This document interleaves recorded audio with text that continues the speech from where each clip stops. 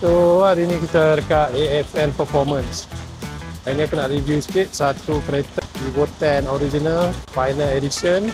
Apa yang dia dah buat sebelum ni, berapa horsepower dia, dalam 6 atau 30 horsepower.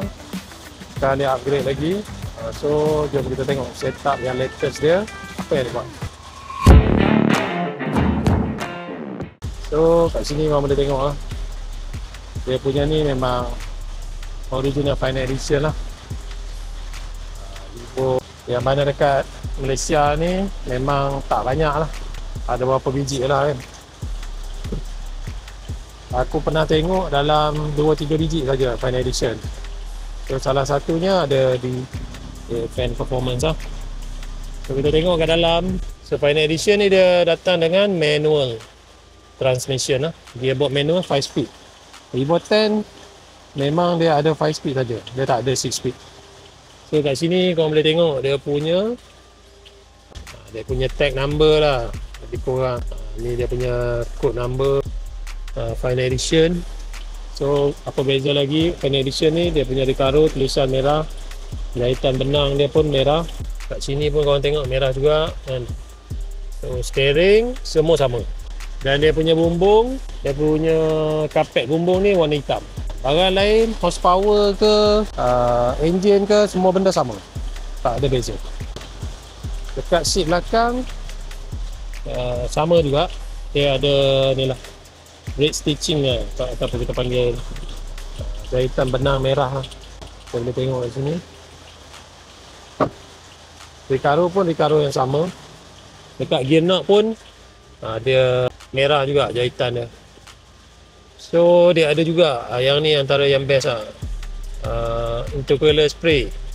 Boleh set nak auto ke manual. So kalau auto dia detect berapa temperature, automatic dia spray lah air ke intercooler.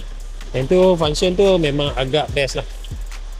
Seat dia datang bukan fully leather, dia datang semi leather. Evo 10 dia ada 3 jenis lah. Paling tinggi fully leather, second semi leather, yang paling rendah Alcantara. Tapi bagi aku bukanlah beza tinggi dengan rendah lah. Ada ikut keselesaan orang. Kalau orang betul nak grip dalam sepang atau drag, mesti kena pakai yang Alcantara tu lah, ataupun kita panggil macam fabric lah. Fabric lah kita panggil. Dia kurang lah kita panggil fabric kot. Dia tak ada semi leather, dia full macam Alcantara lah. So kadang-kadang ada orang rasa fully leather ni licin sangat. Ada orang rasa Alcantara ni keras sikit duduk dia. Bergantung lah keselesaan masing-masing. Ada orang tak suka licin sebab fully leather, ada orang suka semi leather sebab dia balance. So kat sini korang boleh tengok dia ada juga heater untuk seat lah. So malam-malam kalau korang bawa awet kan, bawa cinggai pun dah sejuk-sejuk lah, aircon korang paling kurang paling panas pun tetap sejuk, bolehlah on benda ni, bagi panas lah sokren korang ataupun cinggai korang ni. Kemudian kita tengok pula dia punya engine. So apa benda yang dah dibuat kepada engine dia. Latest dia cuma tukar turbo lah. Dia tukar turbo. Kat sini kita tengok belum siap lagi. Turbo asalnya dia pakai stock frame turbo lah. Yang ni pun belum siap lagi, tapi aku tunjuk lah. Dia dah tukar, dia ada buat cover baru lah, dah siap cat warna lain lah. So sekarang latest tukar turbo ni, turbo position di atas. Asal dia position turbo masih stock frame lah dekat bawah.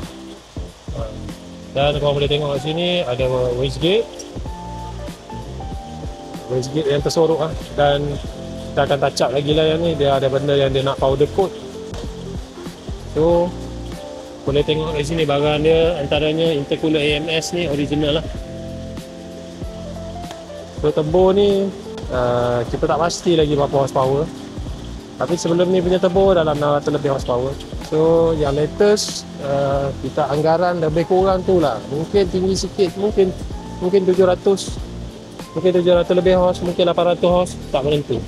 Kita tengok dulu macam mana pergi dia. So yang ni kita boleh tengok dia pakai fuel rate AMS lah. Dan kita akan tukar lah dia punya radiator kita nak tukar radiator yang 3 layer lah.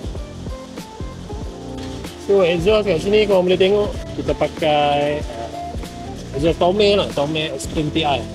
Dan sini exhaust shield ni pakai Rally Art yang besi ni. Aku suka jugalah pakai ni, ataupun boleh pakai yang CF. Antara dua ni dua-dua boleh pakai. Tome ni bunyi dia best dan berat dia.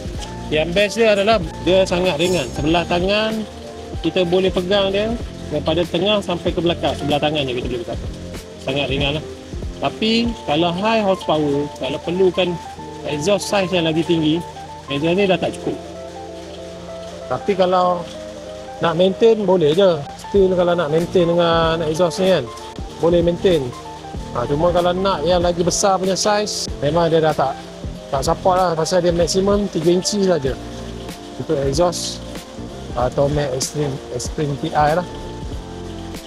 Sini kita boleh nampak dia dah tukar hood CF. Kita dah hood depan CF ni supaya lighten lah, boleh ringan lagi. Original Evo 10 pakai aluminium. So kalau pakai CF ni memang still boleh dapat weight reduction lah. Kemudian dia tukar juga dia punya belakang punya bonnet CF juga. Ini pun memang boleh lighten body. Spoiler masih lagi standard. Tak tahulah apa plan owner nak tukar ke tak mau tukar kan. Rim dia dah pakai RPF1 original Japan 10.5 jj. So rim ni kita dah timbang dah, antara rim yang paling ringan lah. RPF1 ni memang lagi ringan daripada TE37 ori Japan. Sesuai untuk fighter kelajuan lah. Macam owner ni dia minat main drag kan, drag race dia minat, so bolehlah dia pakai RPF1. So kalau korang ada soalan lagi berkenaan dengan Evo 10 Final Edition, ataupun nak tanya dia nak set up apa lagi, korang boleh komen dekat bawah. Alright guys, thank you for watching.